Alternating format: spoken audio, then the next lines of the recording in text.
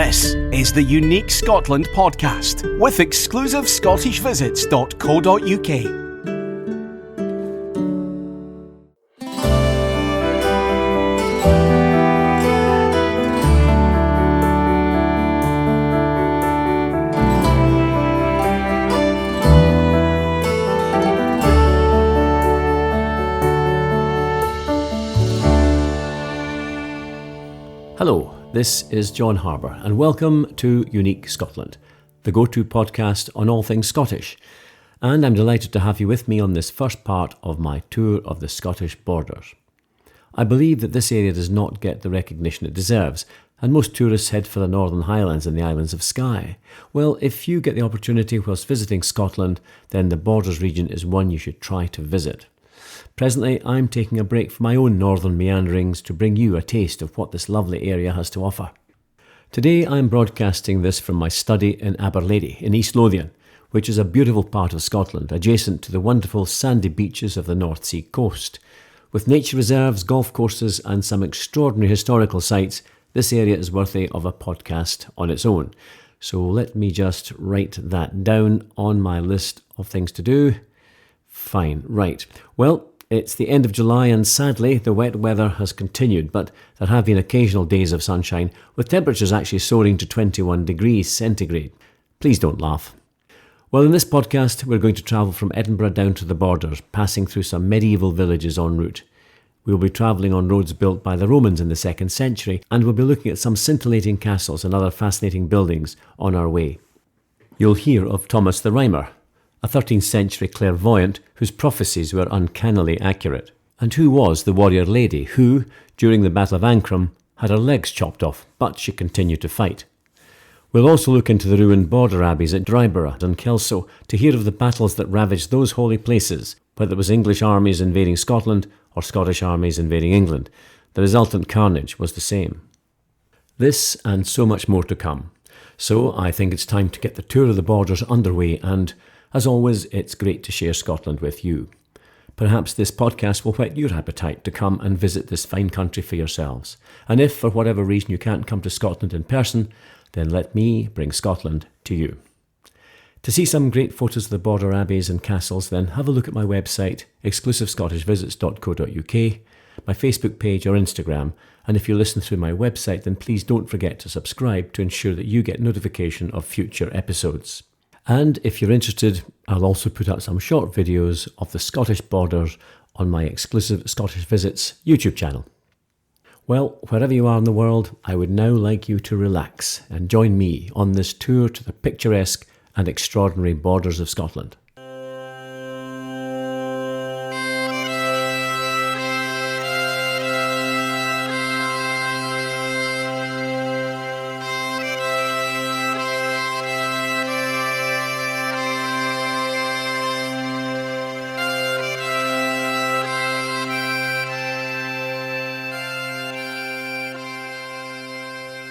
This might seem crazy, but every time I look at the moon, the Scottish borders come to mind. Now I know some of you will be thinking, John has really lost it this time, but bear with me. When most people look at the moon, they will surely remember that magnificent feat by the Apollo 11 astronauts who, in 1969, made history by being the first crewed mission to land on the moon. And the first man to set foot on the surface of the moon was, yes, Neil Armstrong. Well, here's the connection. Neil Armstrong's ancestors were from the Scottish borders, from a wee village called Langholm, and I was reminded of this when I listened to the BBC News last month. You know how you're half listening to something and then an item makes you stop and turn the radio up a wee bit to get more information on the relevant bulletin? Well, what I heard was that the European Lunar Symposium was going to take place in Dumfries, and that's in the southwest of Scotland, and this was the first time it had been staged in Scotland. I mean, my surprise came to the fact that there are a large number of prestigious places that such an august body could hold such a prominent symposium. It was only when Professor Mahesh Anand, who chairs the group, made a connection with Neil Armstrong's ancestral home, Langholm, being only 10 miles from Dumfries, that I realised the significance of this town's choice. And the fact that Neil Armstrong visited Langholm in 1972, only 3 years after his lunar walk, made the connection more appropriate. Well, I tracked down a report dated March 2022 by Giancarlo Rinaldi, the BBC's South of Scotland reporter on BBC Scotland News website, who stated, "It's a moment they still talk about in Langholm 50 years after the event. Nobody who was there will ever forget the day the first man on the moon, Neil Armstrong, visited his Scottish home. The small South of Scotland town, the traditional seat of Clan Armstrong, welcomed him as one of its own on a bright, chilly March day in 1972. And Armstrong was quoted as saying, 'The most difficult place to be recognised is in one's own hometown, and I consider this now my hometown.' As usual, I'm digressing a bit, but before we get on the road for our tour of the borders, I must mention that the Armstrongs have been an extremely prominent clan in the border regions with history dating back to the 11th century, and there were many other competing clans as well, such as the Elliots, Carruthers, Pringle, Scott, and how could I forget Nixon, the namesake of a future President of America. I'll come back to the border clans later, but in the meantime, let me get back to the start of our tour, which begins in Edinburgh. Before we actually depart the city, it's probably a good idea to tell you exactly where the Scottish borders are. And it's more than just the border region between Scotland and England. The borders actually lie within the area called the Southern Uplands, or the Rolling Hills in the south of Scotland. And they form the most southern part of Scotland's three major geographical areas, with the central lowlands and the highlands being the other two. Now, if you stand at the top of Arthur's Seat, or even Edinburgh Castle, and look south, you will see a range of hills called the Moorfoots, about 12 miles away. And these denote a geological fault line called the Southern Uplands Fault, which runs all the way across Scotland from Ayrshire in the west to Dunbar in the east. And this is where the Southern Uplands begin and they end at the border with England. I suppose the uplands describe a varying range of hills and mountains, although unlike the West Coast Highlands, there are no Munros in this area. And of course, from previous podcasts, you will recall that a Munro is a mountain over 3,000 feet. The Southern Uplands is sparsely populated and is a huge rural and agricultural area, and the lasting impression of the scenery as you drive down there is one of green rolling hills with numerous cattle and sheep grazing in sublime peace. So that is where we're heading, and from the centre of the city we'll drive south and pick up the A7 road out towards the Edinburgh Royal Infirmary, one of the main hospitals in the city. Near this point you'll see a sign for Craigmillar Castle, which, if you have time, is worth a visit. I took my grandchildren there a few weeks ago and they love to climb to the top with wonderful views over Edinburgh. It's a ruined 14th century tower house castle with a surrounding wall, built by the powerful Preston family.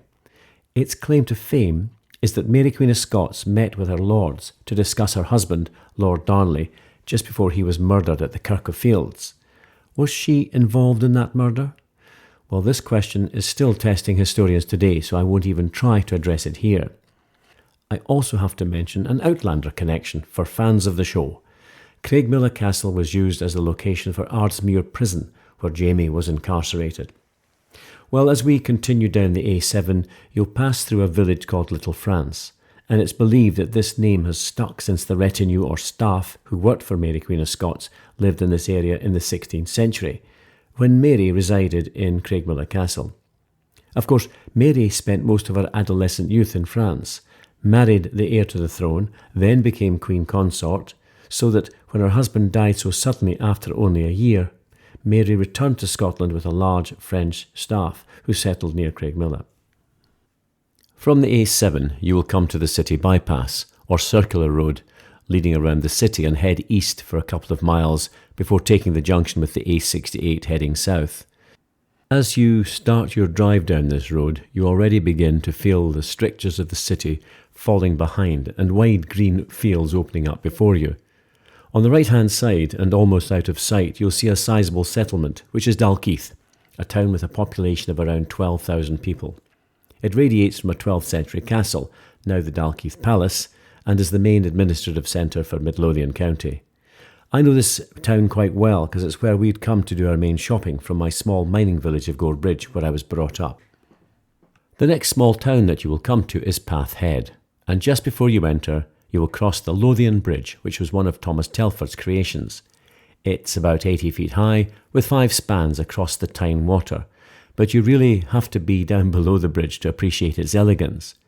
If you look down to the right as you cross the bridge, you'll see the tiny village of Ford, and an interesting old house, painted rusty orange, which really stands out. This is Fort House, and it was built in about 1680. It's a 2-storey and attic L-planned laird's house. It was actually built as a country residence for the Frasers of Lovat, and takes its inspiration from French architecture. Interestingly enough, Bonnie Prince Charlie is alleged to have stayed there on his way south during the 45 rebellion. Anyway, you only get a quick glimpse of it as you enter Pathhead. Pathhead's a small, sleepy commuter town now, but interestingly, within 2 miles of the town, you'll find Preston Hall, which is an 18th century country mansion, Oxenford Castle, a 16th century tower house, and Crichton Castle, a substantial 14th century castle, with connections to Mary Queen of Scots' third husband, Lord Bothwell, for whom it did not end well. The town gets its name from being at the beginning of the climb as the road heads upwards towards the town of Lauder, and as we commence the climb, that's our next main stop. The climb actually increases dramatically when we reach the line of the geological fault at the start of the Moorfoot Hills, and as you drive up, there's a spectacular view of Edinburgh and the lowlands below. On the ascent, you will see a road to the right leading to Sutra Isle on the B6368.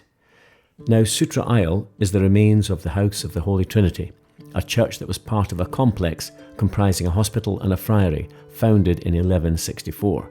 It was built on the main route from Edinburgh to the Border Abbeys, and was run by an Augustinian order of monks.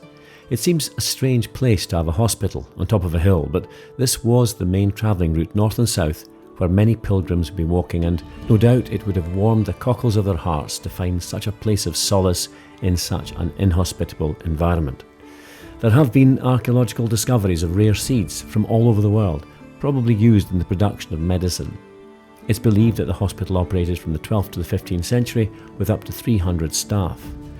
The priory itself became a burial place of the Pringle family in 1686, which is probably why some buildings have stood the test of time.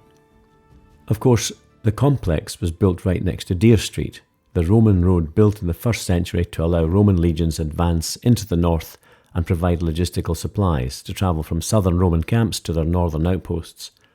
Now we follow this Roman road for most of our journey, showing that modern road builders used the same mountain passes that the Romans took advantage of nearly 2,000 years ago. And to find Deer Street, drive another half a mile from Sutra Isle until you come to a tiny wooden sign on a post pointing into a field. Well, you have to use your imagination that this was a busy thoroughfare for Roman legions, but this it is. Well, back onto the A68, and when you eventually get to the top of the rise of the southern uplands fault, at around 1,200 feet, you come to a plateau with open moorland on both sides. Of course, you won't miss a large number of wind turbines either side of the road. This is Dunlaw Wind Farm, one of many now operational in Scotland.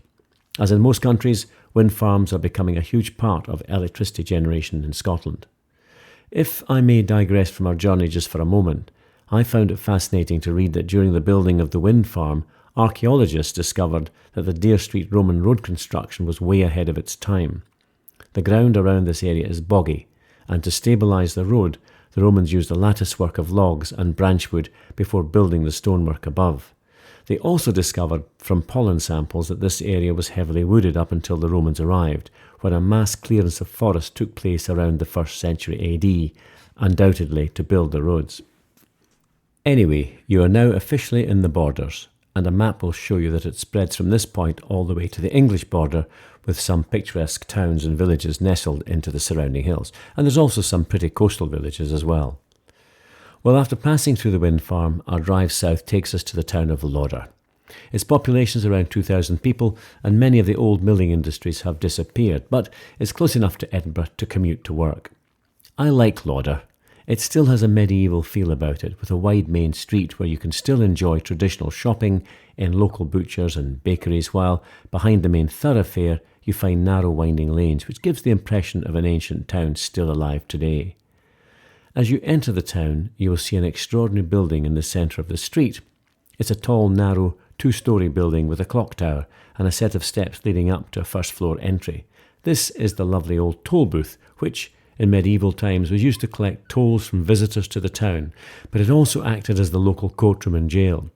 It was originally built in the 14th century and retains its original character, but the present building dates from around the 1700s. From the toll booth, look to the right and you will see a lovely old church built in 1673. Its architecture is interesting in that it's constructed on the plan of a Greek cross with a very unusual octagonal bell tower. Within the churchyard are the remains of an old watchtower built to allow a watch kept over newly dug graves to prevent grave robbers from snatching bodies in the middle of the night. And talking about the middle of the night reminds me of a visit many years ago to a girl who lived in Lauder. Actually, I'd only met the lass the week before when I was working in Galashiels weaving factory. I was only 16 years old, and this was my first proper job and, sort of, my first proper girlfriend, and I was smitten, so I decided to visit her. My village of Gorebridge was 26 miles away, so I had to take a bus to see her.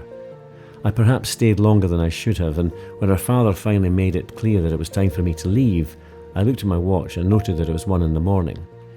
Well, with no public transport running at the time, I started walking, hoping to hitch a lift in a passing car. Well, very few cars passed and none stopped, and I recall arriving at Path Head around 5 a.m. I'd walked almost 15 miles and still had 8 miles to go.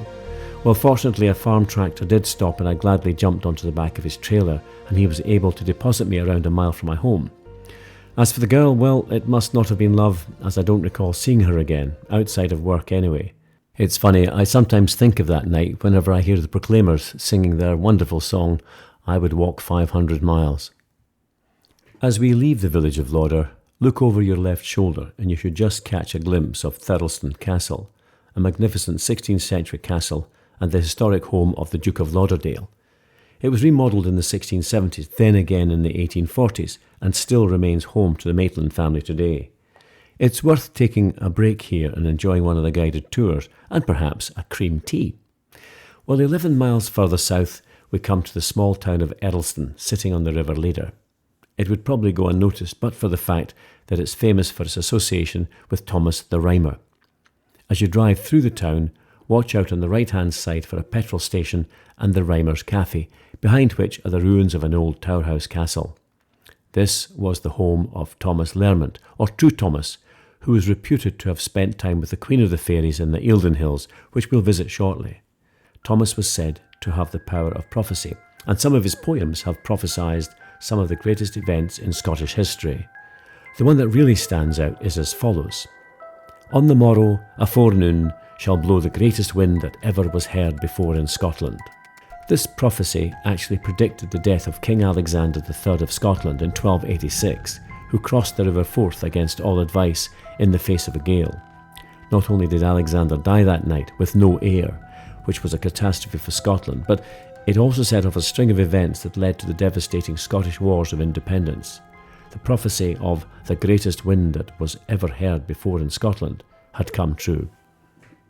It's at Earlston that we leave the main road and take the B6356 on a minor road to follow in the footsteps of one of Scotland's greatest authors, Sir Walter Scott, who was associated with the Borders from a very early age. Walter Scott was born on the 15th of August 1771 in an apartment on College Wynd in the Old Town, Edinburgh. He contracted polio at the age of 2, and to improve his lameness, he was sent out of the polluted city to the fresh airs of the Scottish borders at his paternal grandparents' farm at Sandy Now, which is not far from Smailholm Tower, which is a 15th century towerhouse or peel tower. Here he was taught to read by his Aunt Jenny Scott, and learned from her tales and legends that were later reflected in his books. In later life, having made his fortune, he eventually settled in the Borders, and in 1811 he bought Cartley Hold farmhouse near Melrose. The farm's nickname was Clarty Hole, which made me smile when I first heard it, as the Scottish word clarty means dirty, and I can still hear my mother referring to other children in our street as clarty wee bairns who need a good scrub. Anyway, Scott bought the farm, and over the next 5 years rebuilt and expanded the site to give us the exquisite Abbotsford house that still stands as a monument to Scott today. The name Abbotsford comes from a local ford in the river used by the monks or abbots of Melrose Abbey. I'll talk more about Abbotsford shortly, but as we climb up this narrow road, you do get a glimpse of a tall tower house on the horizon, and this is Smailholm Tower, where young Scott spent much of his childhood.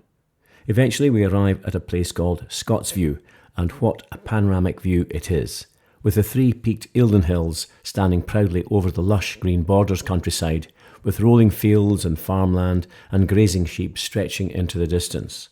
and just below is the winding River Tweed, and you can see why Sir Walter Scott left home every morning to come up here for some solace, and probably some inspiration. It's said that when Scott died, his cortege made this journey up the hill to visit the place that he loved to come.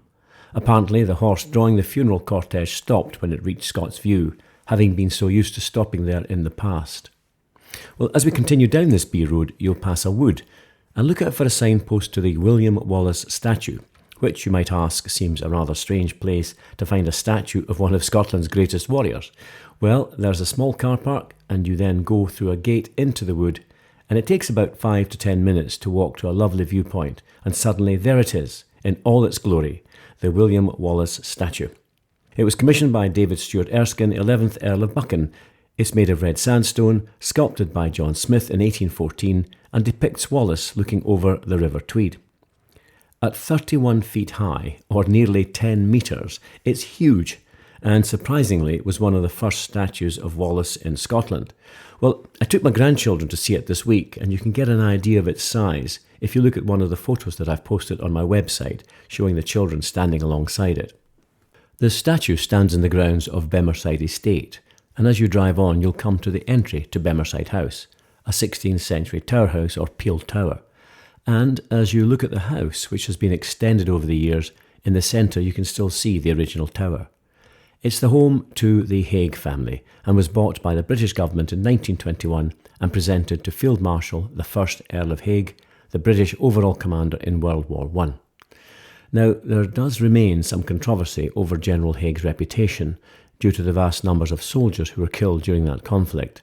Some say that he fought a 20th century battle using 19th century tactics, especially when it came to trench warfare and pushing the troops out of the trenches with rifles and bayonets into a torrent of machine gun fire with little chance of survival. However, we won, so enough said. This house remains the seat of the chief of Clan Hague, and the family motto is interesting in that it is "Tide what may," and that refers to a 13th century poem by Thomas the Rhymer, who I've just mentioned in Earlston, who predicted that there would always be a Hague at Bemerside. And here's a quote: "Tide what may betide, Hague shall be Hague of Bemerside." In other words, Hagues will never leave Bemerside. Well, as we drop down this road, we come to a T-junction where we would normally turn left to go back onto the A68, but there's a signpost to the right showing Dryburgh Abbey, and this is one sight you cannot miss. Half a mile later, and we arrive initially at the Dryburgh Arms Hotel, and then just beyond the entrance to the ruins of Dryburgh Abbey. There are 3 other border abbeys in close proximity to Dryburgh: Edinburgh, Kelso and Melrose, and it was King David I of Scotland, the son of St Margaret, who was one of medieval Scotland's greatest monastic patrons. Now, you may remember from previous podcasts in Edinburgh that I mentioned him for founding Holyrood Abbey. Well, his first was in 1113, when he founded Selkirk Abbey from the Tyrrhensians. Indeed, he founded more than a dozen monasteries during his reign, patronising various new monastic orders. These monasteries not only reflected King David's Christian beliefs, but were also very functional, becoming centres of foreign influence, with literate men serving the Crown's administrative needs, as well as providing a flow of revenue into the Crown's coffers. For example, the Cistercian monastic order of Melrose Abbey introduced new agricultural practices, transforming southern Scotland into one of northern Europe's most important sources of sheep wool. Turning to Dryburgh Abbey itself, it's situated in an idyllic spot where the River Tweed meanders around the abbey in a horseshoe shape.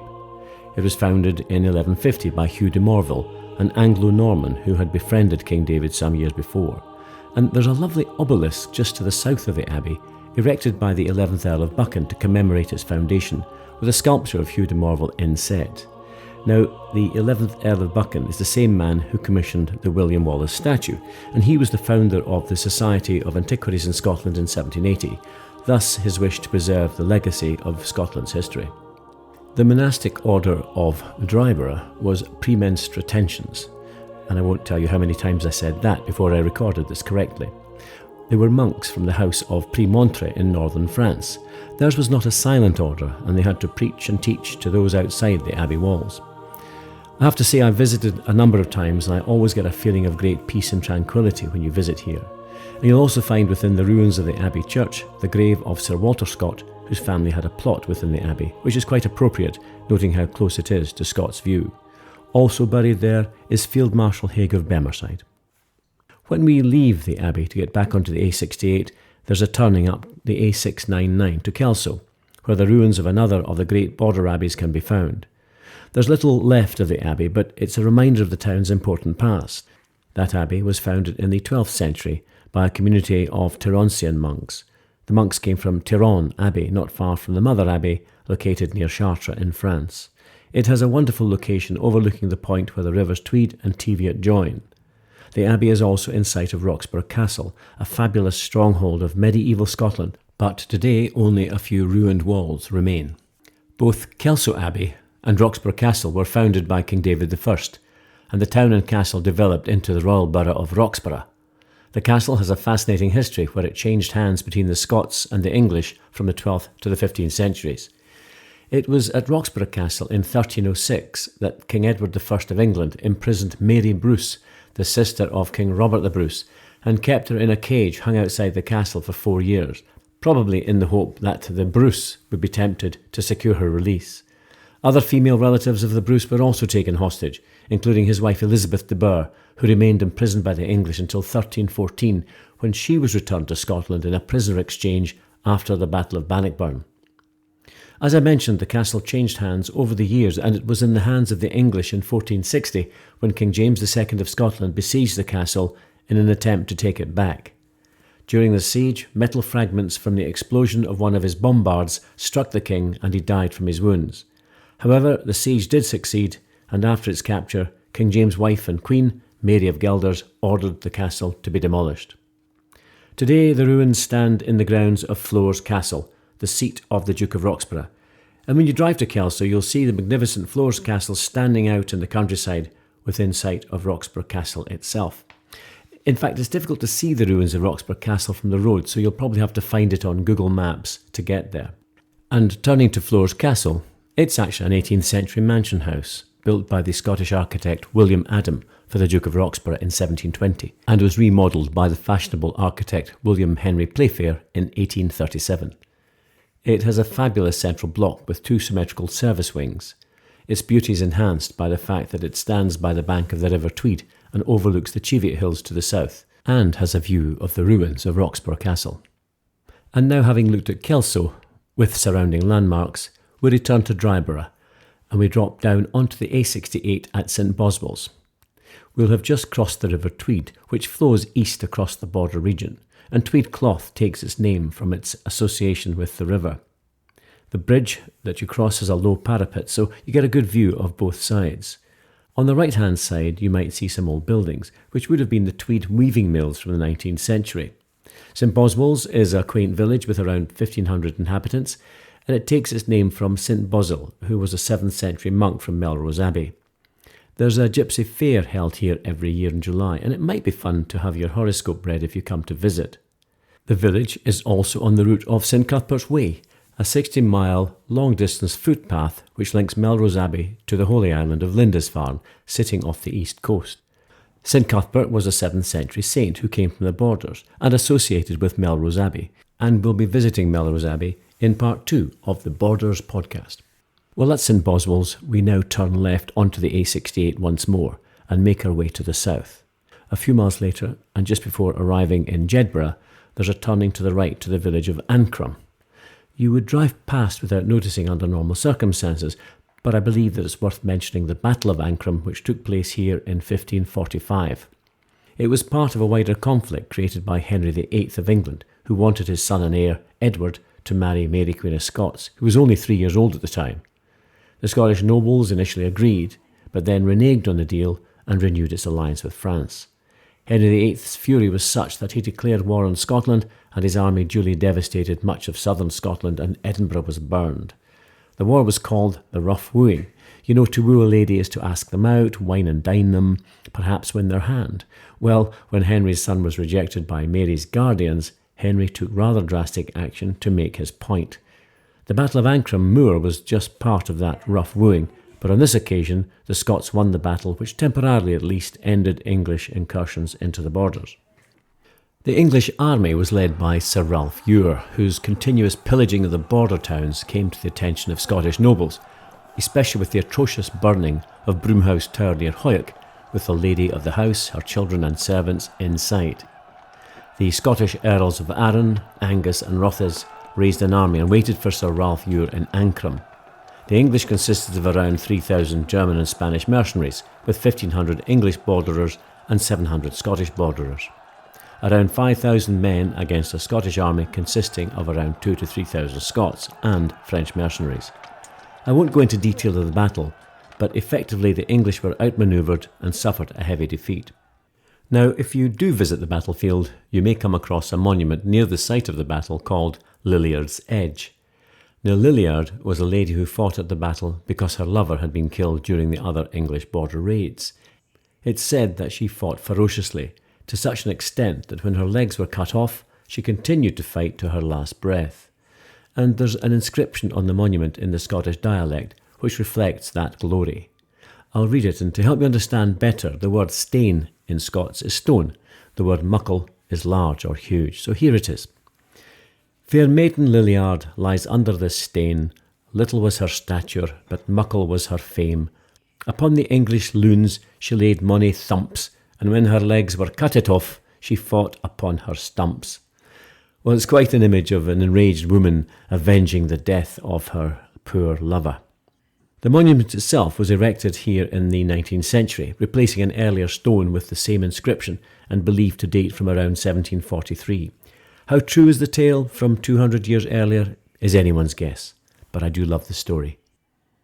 And returning to the A68 heading south, you will soon arrive into the town of Jedburgh, with its extraordinary ruined abbey up on the mound overlooking the town with the Jed River running at its foot. And this, my dear friends, is where this first part of the Borders podcast ends. Well, I hope you enjoyed that small whirlwind tour, and I've really only touched upon some of the more prominent landmarks on the tour. I was actually in the Borders last week with my grandchildren, and they particularly enjoyed seeing the huge statue of William Wallace. And I put a photo of them standing next to it on my website, and that gives you a scale of the size of the monument. There are many other photos on the trip, so have a look at my Facebook page and my website. And of course, to ensure you get notification of all my Unique Scotland podcasts, please go to my website, Exclusive Scottish Visits, and click on the email subscribe button to register. Or you may be listening to Unique Scotland on one of the many podcast channels such as Apple, Spotify, or even YouTube. In any case, don't forget to subscribe to ensure you receive notification of my next issue. And thank you all for your messages and kind comments on a number of channels. I have a shout out for a couple of email connections, the first of which is from Livia, Caroline and Abigail from the USA, who wrote, "Hello John, we've recently enjoyed a self-guided tour around Scotland, travelling through the Highlands and Islands, and finish our time at the southern coast near Wigton. We greatly enjoyed your Unique Scotland podcast and learned much about Scottish history from your work. And they also made it to Clavacairns and Culloden Battlefield with the Outlander connections. And well done to all of you for visiting Wigton, a lovely part of Scotland."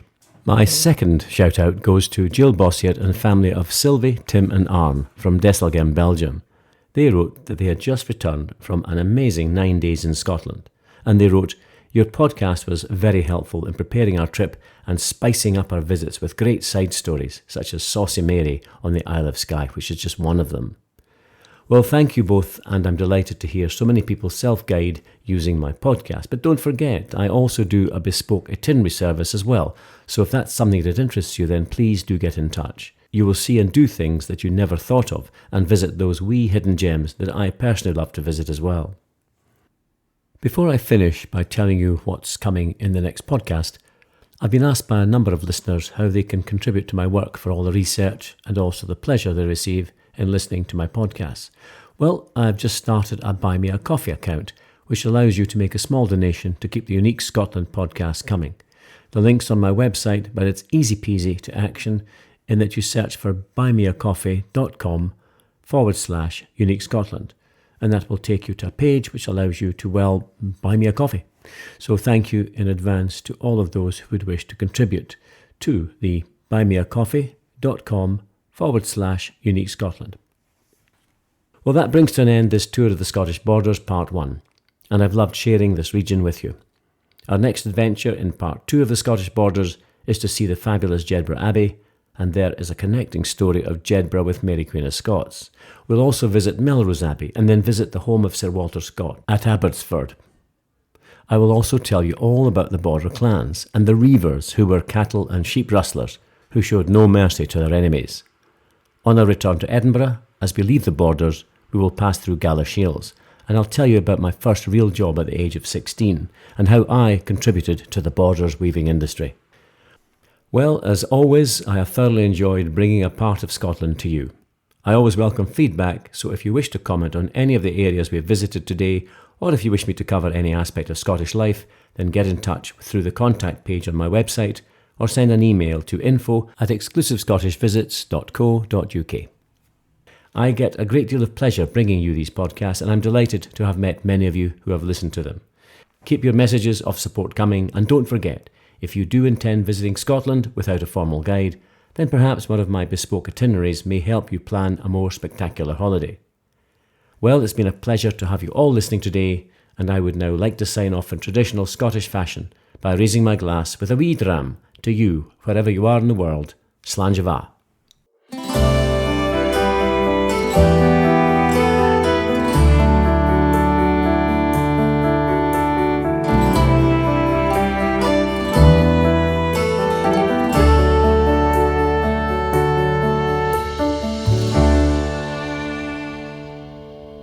You've been listening to the Unique Scotland podcast with exclusivescottishvisits.co.uk. To receive all our episodes automatically, please subscribe now.